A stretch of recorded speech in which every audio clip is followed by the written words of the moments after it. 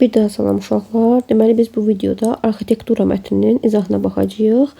Arxitektura mətni bugünkü 5 aprel tarixində keçirilmiş. Deməli 9-cu sinif buraxılış imtahan sualının mətnlərinin içərisindədir. Gəlin baxaq. Mətni oxumusunuz yəqin ki, elə 47-ci sualdan başlayıram. Əvvəlində hansı Roma rəqəmi yazılmış cümlə özündən əvvəlki abzasın davamı olmalıdır? Sualda bizə demək istəyir ki, gəlin sualı açaq özümüz üçün. Demək istəyir ki, abzas digər abzasa birləşməlidir. Yəni eyni mövzudadır. Onların ayrılmasına gərək yoxdur. Hansı abzas özündən əvvəlki abzasın davamı olmalıdır. Yəni ona birləşməlidir demək istəyir. Burada diqqət yetirsəz, mətni oxumusunuzsa görərsiniz ki, 3-cü abzasda gotik stildən danışır, gotik stilinin üstünlüyündən danışır. 4-cü abzasda da deyir ki, bir çox gözəl binalar bu stildə tikilmişdir.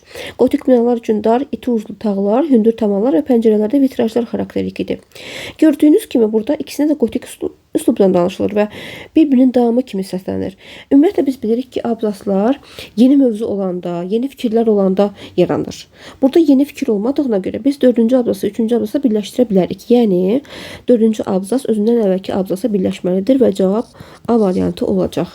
Niyə digər abzaslar olmaz? Çünki digər abzaslarda, məsələn, tutaq ki, 5-ci abzasda əgər intibah dövr arxitekturasından danışılırsa, artıq 6-cı abzasda biz görürük ki, arxitektorlardan danışılır. Yəni yeni fikir başlanır və yaxud da 1-ci abzasda biz görürük ki, deməli, arxitekturanın nə olduğundan danışılırsa, digər əsas hissədən başlanan abzasda qədim tikililərin quruluşundan, necə tikilməsindən danışılır. Yəni yeni fikirlər olduğuna görə biz onun davamı kimi səslənə bilmir və artıra bilmirik. 48. Mətndə əvvəlində işarə qoyulmuş sözlərin məcazi və ya həqiqi mənada olduğunu, həmin sözlərin mətndəkindən fərqli mənada işləndiyi nümunəni tapırıq. Əvvəlcə deməli uyğunlaşdırmalıyıq ki, həqiqidir yoxsa məcazidir. Daha sonra isə fərqli mənada olan nümunəni tapmalıyıq. Birdən başlayaq. Birdə deməli romb işarəsi gildən düzəldilərək yağışdan, küləkdən qorunmaq üçün nəzərdə tutulmuşdu. Tikililər gildən düzəldilirdi. Həqiqi mənadadır, doğrudur. Onlar özlərinə sığınacaq düzəltdilər. Bu da həqiqi mənadadır. Ona görə bu fərqli mənada olmadığına görə birləri çıxırıq variantlardan. Üçbucaq işarəsinə baxaq. Daha mürəkkəb binalar tikilməyə başladılar. Bina burada həqiqi mənadadır. Onların arasındakı dostluq binasının əsası çoxdan qoyulmuşdur. Dostluq binası olmur, bu məcazidir, düzdür, yəni fərqli mənadadır və 2-ni götürürük. Baxaq kvadrata. Tağlar çox böyük çəkiyə davam gətirir. Çəki. Burada həqiqi mənadadır çəki, amma burada yazılıb məcazi mənadadır. Ona görə 3 səhvdir. 3-ü çıxa bilərik. Cavab artıq bəllidir, amma yenə də baxaq. Deməli, körpülər nəhəq idman meydanları olmaqla çoxlu tikililər yaratdılar. Körpü burada həqiqi mənadadır. İndiki və gələcək nəsil arasında mənəvi körpü qurmaq vacibdir. Mənəvi körpü qurmaq təbii ki, məcazidir və 4-ü götürürük. Cavabımız olur Y variantı.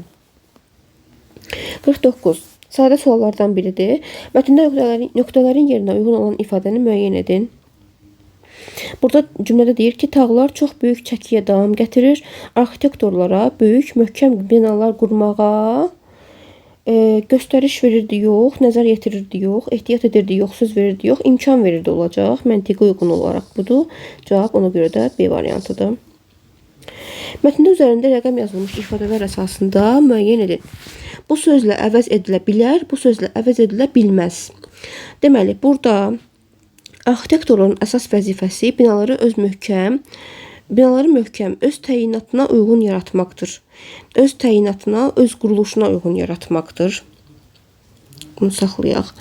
Daha sonra 2-ci. Adi daşdan düzəldilmiş zərif sütunlardır. Zərif, cansız. Zərif burada incə mənasındadır. Cansız mənasında deyil. Əvəz edilə bilməyəcək. Daha sonra gotik stil üstünlük təşkil etdi. Gotik üslub deyə bilərik. Əvəz edilə bilər. 3-ü götürə bilərik. Bu sözlə əvəz edilə bilməz deyir. Səciyyəvi 4-ə baxaq. Tavanlar və pəncərələrdə vitrajlar xarakterik idi, səciyyəvi idi. Ola bilər, əvəz edilə bilər, uyğundur. Məna olaraq uyğun gəlir. 5.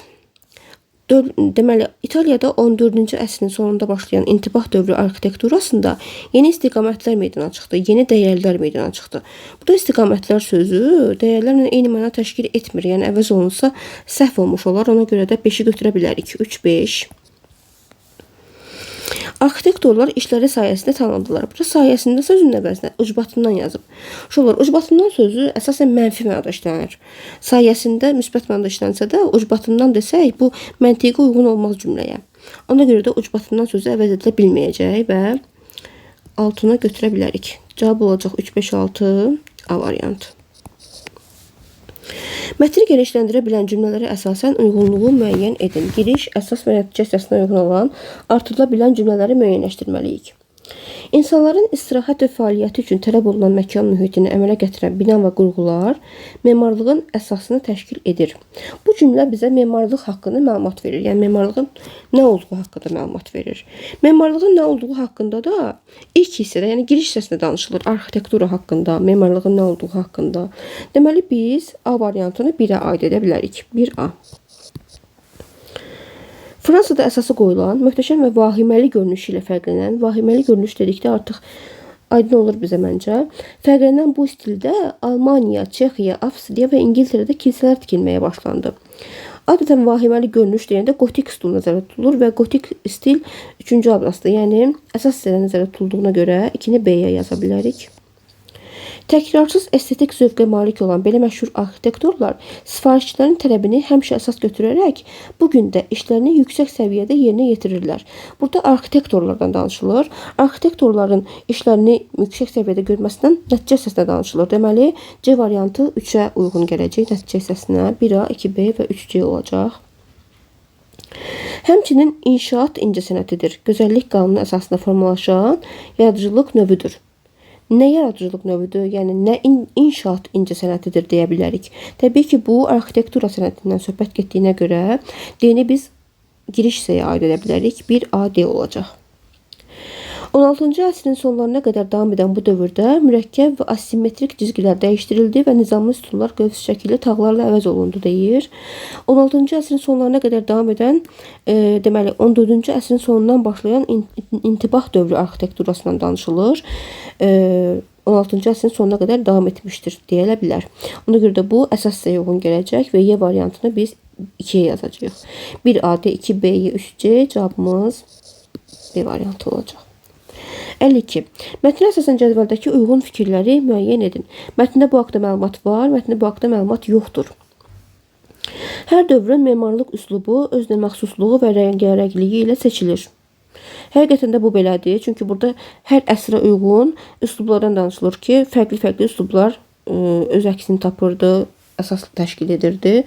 Bu doğru fikirdir. Var yəni bu məlumat var. Bir götürə bilərik. Kilsə tikintisi Avropada müasir dövrümüzdə də davam edir. Burada kilsə tikintisindən danışılan hissələr, məsələn, burada deyir ki, 3-cü abzasda. Onlar kilsələr, qalalar, qəsrlər tikirdilər. Daha sonra kilsəni biz görə bilirik burada. Artıq təkcə kilsə tikməklə kifayətlənmirlər. Amma müasir dövrümüzdə də davam edir fikri, burada kilsə olan hissədə yoxdur. Yəni bunu götürməyəcəyik. 2-ni çıxa bilərik. 1-3-4, 1-3-5. Gəlin 4-dən 5-ə baxaq.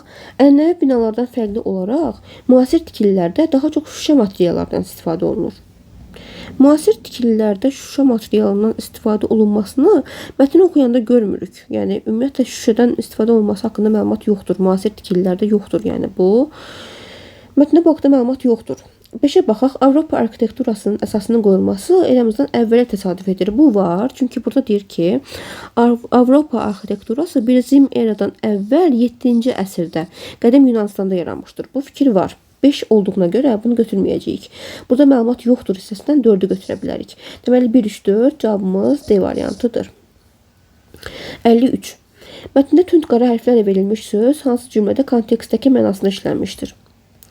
Burada tünd qara hərflərlə verilmiş söz binalar qurmağa, binalar qurmaq, yəni binalar yaratmaq, binalar tikmək mənasındadır.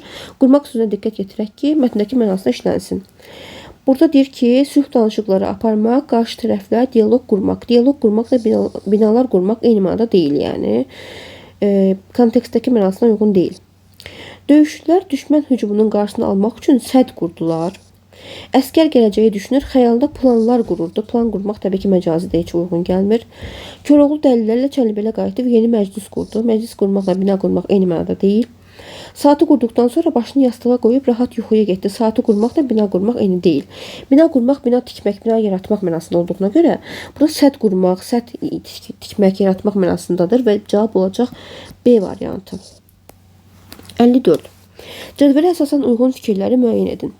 Doğrunun altından doğrunu, yanlışın altından da yanlışı seçməliyik. Yunan arxitekturasına aid heç bir nümunə müasir dövrümüzdə mövcudluğunu qoruyub saxlaya bilməmişdir. Burada mətndə deyilir ki, deməli, Yunan arxitekturasından burada danışılır.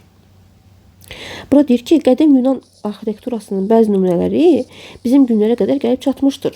Amma burada əksini deyir. Deməli, bu doğru fikir deyil. Biri çıxa bilərik, bir doğru deyil. Birləri, variantları çıxırıq. 2, 3, 4, deməli 2, 3, 5 və 2, 4, 5 arasında qalırıq. Biz baxmalıyıq 3 və 5-ə. Hansı yanlışdır? Romalılar Yunan memarlıq stilini istifadə etmədən öz tikinti texnikalarını yaratdılar. Burada deyir ki, Romalılar Yunan arxitektura stilini təkrar etməklə yanaşı öz tikinti texnikalarını yaradıblar. Həm də onları təkrar ediblər, həm də öz tikinti texnikalarını yaradıblar. Amma burada deyir ki, istifadə etmədən, deməli bu fikir yanlışdır. Yanlışın altında yazıldığına görə elə 2, 3, 5-i götürəcəyik. 5-ə də baxaq. Gotik tərzi həm orta əsrlər memarlığı, həm də piramidalar üçün xarakterik idi. Gotik tərzini piramidalarda görmürük axı. Burada deyir ki, gotik tərzdə deməli 15-ci əsrin əvvəllərinə kimi Avropa arxitekturasında üstünlük təşkil edib. Kilsələr, qalalar, qəsrlər tikiblər. Amma yəni burada piramidalar üçün xarakterik olması haqqında məlumat yoxdur. Yanlışdır bu fikirdə. 2, 3, 5 D variantıdır cavab. 56-nın cədvəlliyi olmasa da 55-ci sualına cavab verə bilərik. Arxitekturada istifadə olunan vasitələr sadədən mürəkkəbə doğru təkmilləşmişdir fikrini mətndəki 2 faktla əsaslandırıb yazın deyir. Həm 2 fakt yazmalıyıq, həm də əsaslandırmalıyıq. Deməli, bu fikri mətnlə belə əlaqələndirə bilərik ki, sadədən mürəkkəbə doğru təkmilləşmişdir. Bu doğru fikirdir. Çünki mətndə də verilib ki, deməli, əvvəllər qədim tikililərdə samandan, gildən tikililər düzəldilirdi. Bu tikililər təbiət hadisələrindən qorunmaq üçün nəzərdə tutulmuşdu. Yəni, ən sadə tikililər samandan və gildən düzəldilirdi. Amma daha sonra blok daşlardan istifadə olunmağa başladı. Daha sonra mərmərlərdən, daşdan zərif sütunlar yaradıldı. Bu da həqiqətən də deməli, arxitekturanın sadədən mürəkkəbə doğru təkmilləşdiyini göstəricisidir. Bu fikirləri yazmaqla deməli 55-ci sualı düzgün cavablandıra bilərdik. Videonu bəyənməyi, kanala abunə olmağı unutmayın.